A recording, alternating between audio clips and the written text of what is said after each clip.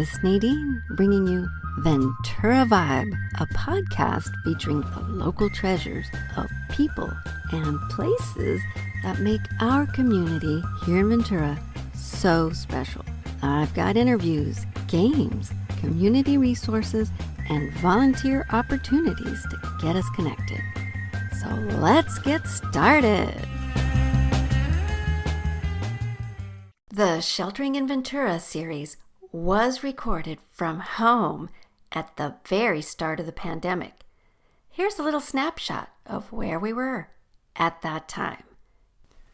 This interview was originally recorded May 1st, 2020.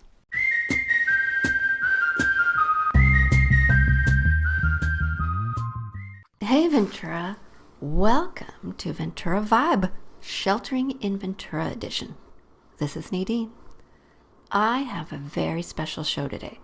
I have people from two amazing local organizations today doing incredible work to help out Ventura families in need while partnering with World Central Kitchen to serve and distribute over 1,500 meals in 1 week during COVID-19 shelter-in-place orders.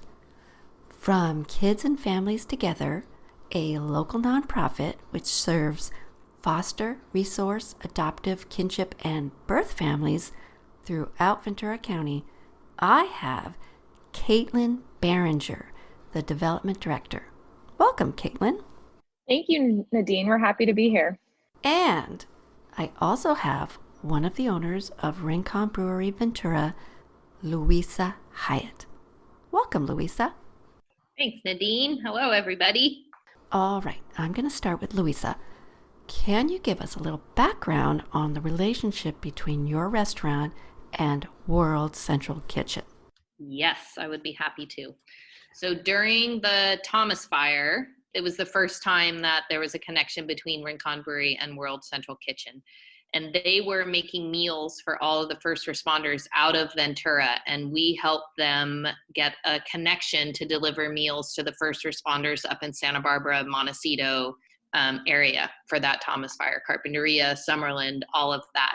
So that's where the first connection happened. Actually, I left the country. Our location in Carpinteria was so busy that my teammates could not help with that I handed it off to an amazing local who grew up in Montecito up there, who's actually making face shields right now for all the first responders. He's someone who kicks into gear every time, Marco Farrell. So he took that over, and I went and met my family out of the country. So never got a face-to-face with the World Central Kitchen crew. Got them set up in the Santa Barbara area, but never made the face-to-face until this pandemic happened. And we reached out to them when all of this happened and said, hey, Rincon Brewery wants to step up and help. And we reopened Ventura. We closed it down at first and then reopened to partner with them. So originally, you were making meals for hospital workers and first responders, correct? Correct. Still are making meals for hospital workers. Just we shifted the first responders after the first week into kids and families in need. So, and those first responders were super grateful for those meals during that week, but they really knew that the need was somewhere else. Everybody was seeing that what our community was holding with the COVID pandemic was not what we were expecting. So the conversations that were happening between World Central Kitchen and Rincon Brewery were, you know what, let's shift those meals and get them with kids and families and where the need is. And how did you find out about this need? Just being a part of the community, knowing, seeing, watching, reading, just being on top of it and spending hours upon hours of just everything shifting by the hour, by the day, and seeing what was going on. There's so much need, and it just keeps growing and growing. I understand. Caitlin, I want to talk about Kids and Families Together. Describe how your organization is serving its families currently. Great. So Kids and Families Together doesn't actually place or remove children in the county. We work with kinship, adoption, foster, and at-risk families, and we actually provide therapy and support services for our families. So when the pandemic came, when COVID-19 came, we had to really shift, and we had to shift quickly. So now all of our resources are online for our families. So we use Zoom to provide our one-on-one therapy sessions or phone calls, checking in with our clients. And partnering with Rincon Brewery has just been able to allow us to connect with our families on a whole different level during this pandemic. And it's been amazing. How did you realize there might be a need for meals? Were the families reaching out to you? Some families had been reaching out to us. A lot of our families year round actually will go to food pantries. And so they're getting less food from food pantries right now. Most of the food pantries are shut down. So they are actually really grateful and thankful to be provided a nice, healthy meal every day. How was the idea of distributing meals to your families in need initially introduced to you? So I actually got a phone call from Luisa, one of the owners of Rincon Brewery, and she was talking about how they were feeding first responders and how they wanted to shift to kids and families in need. So they thought of kids and families together. We have a really, really great partnership with Rincon Brewery. We host our therapy dog Charles's birthday party here every year, and they just really come along and support our organization all the time. And so we were top of mind for them. So they thought of kids and families together and just knowing the kind of families that we serve. So that's kind of how it got started. And how did the staff of your agency rally to distribute meals? So it was quick. I got a call Thursday night. We contacted staff Friday to make this happen. And by Monday, we were serving meals. It was all hands on deck. It was emails all weekend. It was organizing. I love how in this community we all work together, and I like to say we all rise together. A couple people from Food Share came out and showed us how they've been distributing their boxes in masses to the county, and so just really partnering together during this time and coming together to fill the need that is out there. So how many families are receiving meals? I would say that we serve each day between 100 and 150 families, depending on the day. Wow. And I believe it's actually increasing each day. And on certain days, it's definitely more than that. How do the families sign up? Do they just tell you, or is there a process? In order to sign up and provide the meals for these families, it's a first come, first served basis.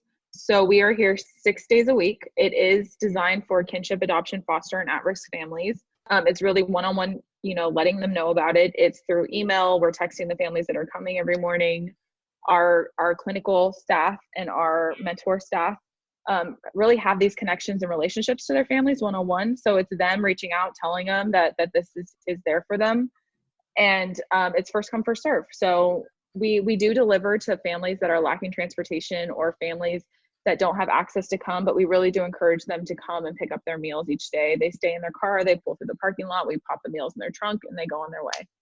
All right, I'm going to turn to Luisa now. Can you describe the logistics of this meal prep?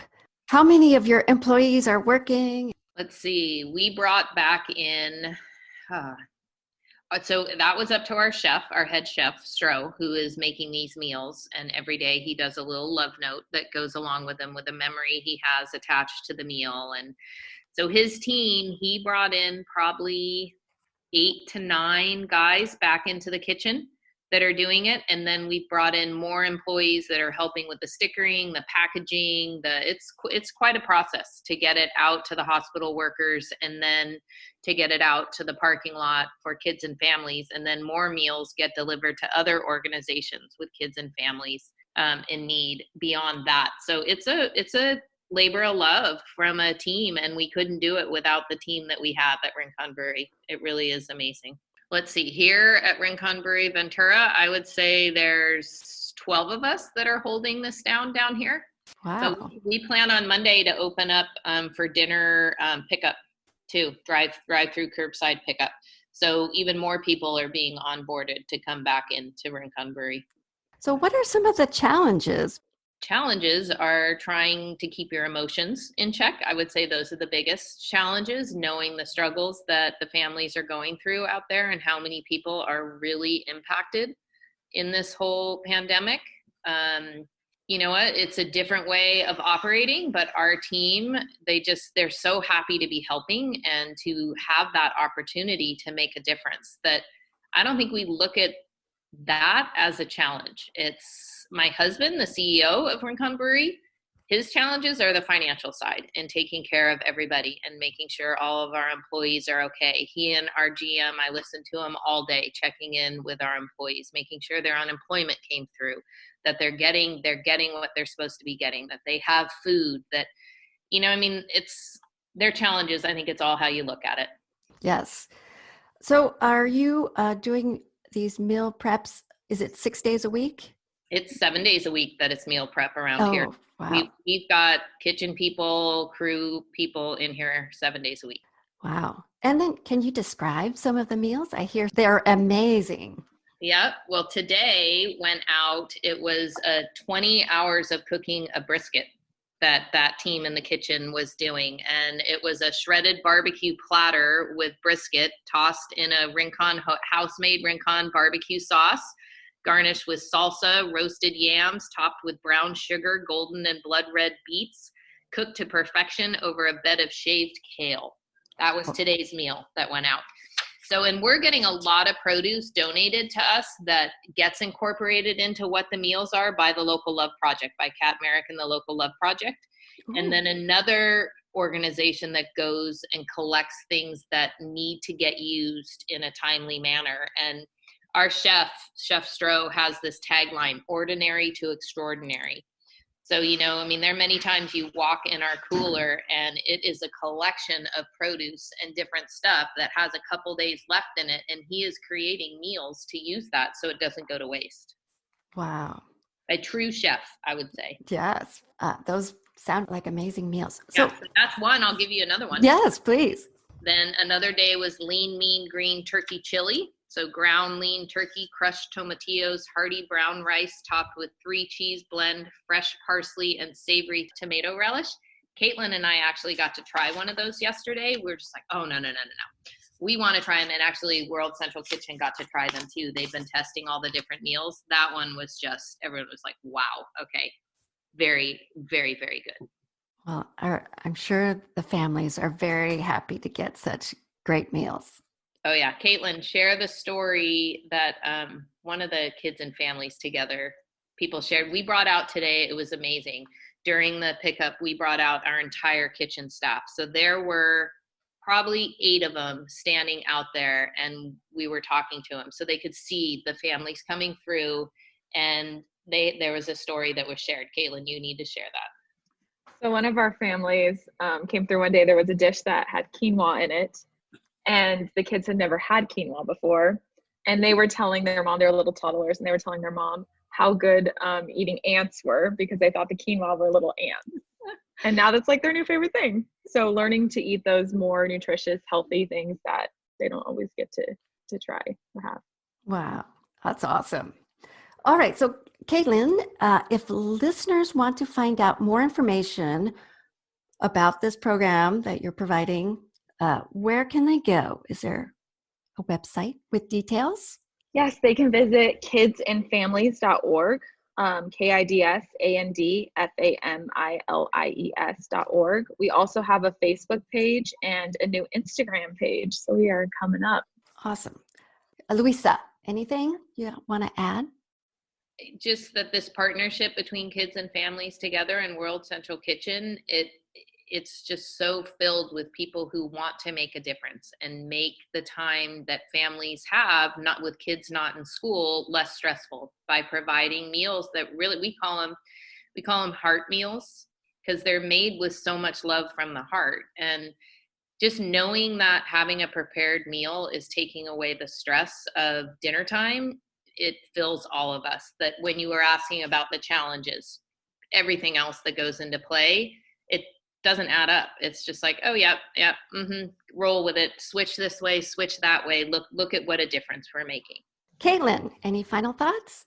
I would just like to say that I think the impact of this is more than what we can even see. Just being able to even check in with our families and see them through the windshield and see the same smiling faces every day and the kids waving and people telling us they love us and kids passing out flowers to us, and just being able to see them when you can't be around people is just so important. And I think these meals, I've been told numerous times how these meals just make them feel special. And I think when you talk about our families, You talk about them being some of the most vulnerable families in the community.